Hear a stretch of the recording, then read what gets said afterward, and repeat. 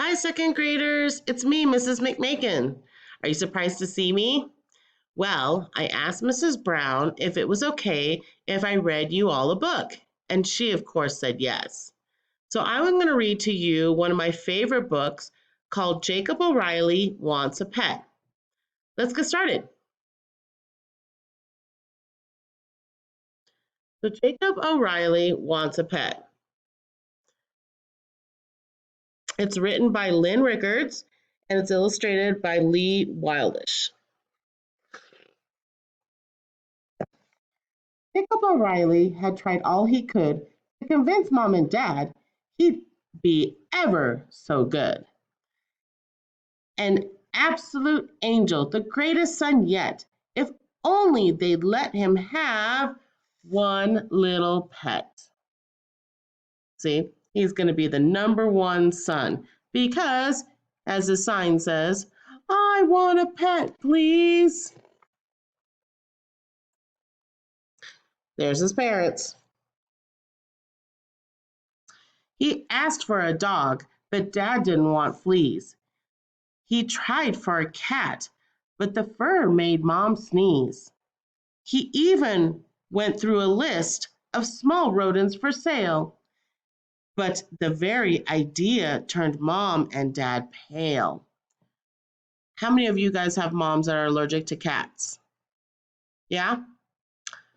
That could be a problem.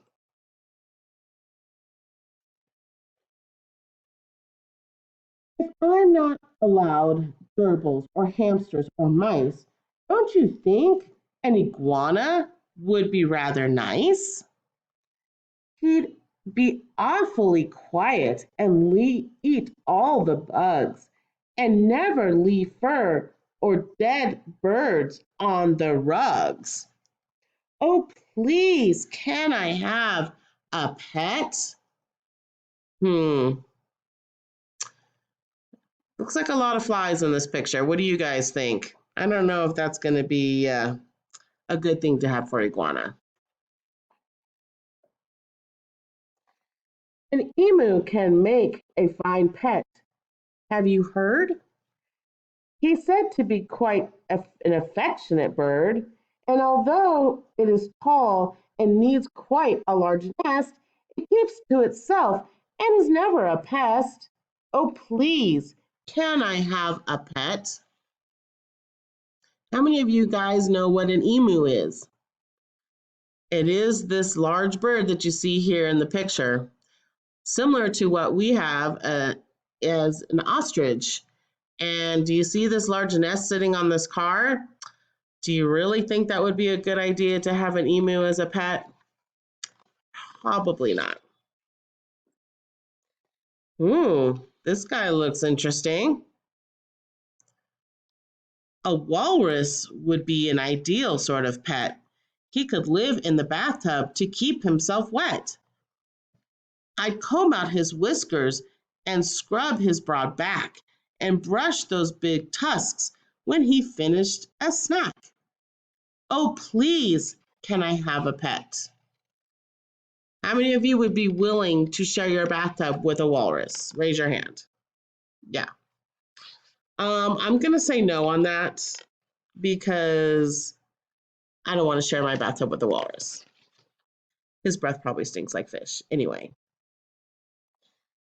Well, Mom and Dad thought about all these suggestions while waiting for Jacob to run out of questions. They pondered their choices and finally said, why not try your own pet sitting business instead? Well, that's interesting. A pet business. What kind of pet business do you think he should try? Yeah, maybe. Let's see. The very next day, Jacob put up a sign, come one and come all. Any number is fine. I'll care for your pets while you take a nice break. They'll have a great time here with Pet Sitter Jake. Do you guys think that's a good idea to have a pet sitting business? Yeah, I think that could work out too. And it looks like he's got quite a few pets. Look at all the different pets you see in this picture. It's quite a few.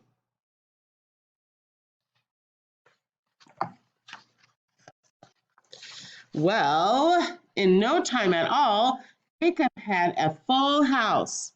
Surprise, surprise.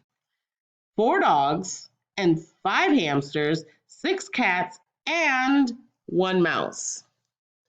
Wow. That's more than I have, and I have a lot of pets.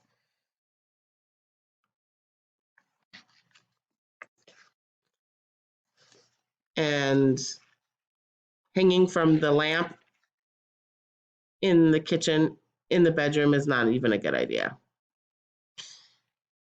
A python named Monty, actually, it's not Monty, it's Morris. A python named Morris curled up on his bed. Okay, let me just say right now, if I had a snake named Morris curled up on my bed, I would never go there and sleep there again. 2 donkeys, 5 sheep, and 1 horse filled the shed. Okay, they can be in the shed, that's okay, but they're probably not going to be too happy in there. The kitchen was hopping with rabbits and hares, and somebody's zebra was blocking the stairs. Okay, that is a lot of rabbits. And I don't know if you guys see all this dirt on the floor and on the counter. I don't think mom and dad are going to be too happy about that. The zebra could stay, though. I'll take the zebra. Feeding time, Jacob was run off his feet. Some pets wanted salad, and some wanted meat. They needed a hose down when dinner was done, and then it was time for a marathon run. Okay, how many of you guys have pets that like salad? Yeah, not me either. Not too many pets like salad for lunch. Oh, maybe the rabbit. Yeah, the rabbits could definitely eat salad for lunch. That's good thinking. But everybody else, um, that's a lot of walking. He's got a lot of animals on a lot of leash. And if you guys notice, he's dripping with sweat. So I'm thinking that this is probably not a very good idea. What do you guys think? When 2 weeks were up and the owners came back, the house had turned into a flea-bitten shack. The minute the last pet whizzed off into town, pet setter Jake went and he pulled his sign down. How many of you agreed that this is a great idea? No more pet sitting. Take your sign down. Bye-bye, pets. See you later. Yeah. And that's when he noticed a rather fine snail sitting quietly there on a nail. Hello there, smiled Jacob. I don't think we've met. And finally, Jacob had found the right pet. So, in the end, looking quite happy, Jacob, he finds the perfect pet, a snail. Now, why do you guys think that the snail makes the most perfect pet? Do you think he's going to cause all that mess like the other pets did? Probably not. And he's probably going to not bark at night or make lots of noise. And yeah, I think this is a good choice. What do you guys think? That's the end of the story. Did you guys like it? It's one of my favorites, and I hope you enjoyed it. What I think would be fun is if you thought of a pet that you would like to have that you don't have in your house currently and that you would love to take care of, hopefully one that won't destroy your house, but a pet that you would like to have, and you're going to ask your mom and dad for it. And then you need to come up with 3 reasons why you should have that pet. Let me give you an example. Okay, So, for example, this is a bearded dragon. This is Sushi. Sushi is my daughter's bearded dragon, and he would make a great pet. But if you don't have one and you're asking your parents for one, 3 reasons that I would give to have Sushi would be: one, he's very quiet, he's not going to bark. He has a very beautiful beard, don't you think? And two, he's small.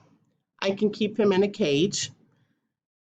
And I don't have to take him for walks. He's very quiet and pretty much just hangs out like this.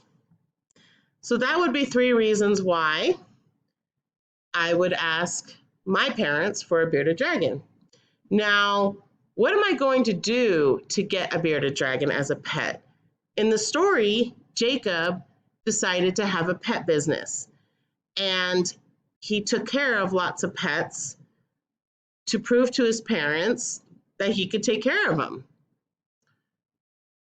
What is something that you could do if you wanted a pet, such as Sushi, the bearded dragon? Could you also do pet sitting? Sure. Could you do some chores around the house? Absolutely.